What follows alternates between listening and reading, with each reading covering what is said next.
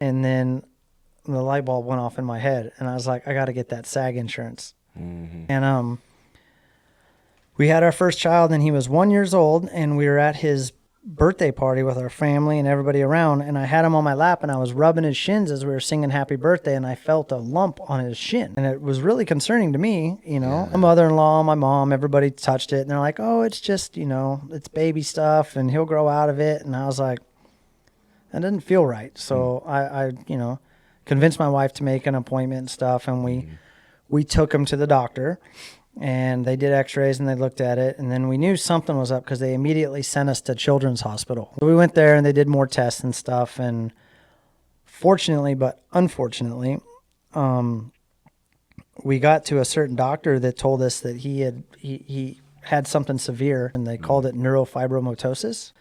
And they told us that our baby boy at 1 year old had this, and we're like, how do you know? And they're like, that's the major factor is he had bone missing in his shin. He had like holes. So they put him in a brace all the way up to his hip at 1 year old, and told us he's gonna have to wear that for the rest of his, until he was fully grown, and you could have surgery. But wow. I mean, they gave us like the worst, it was like the worst experience. I still wish I could go back to this lady and tell her she needed to be kinder. But basically told us if my son broke his leg, they'd have to amputate it. There's no way it would ever. They put, and that we were in it for the long haul, that he was probably going to develop neurological disease and he was going to have learning disabilities. What?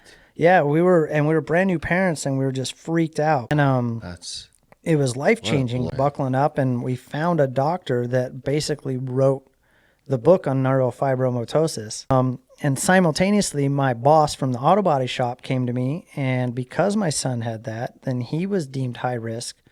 So our insurance went to like $1,700 a month.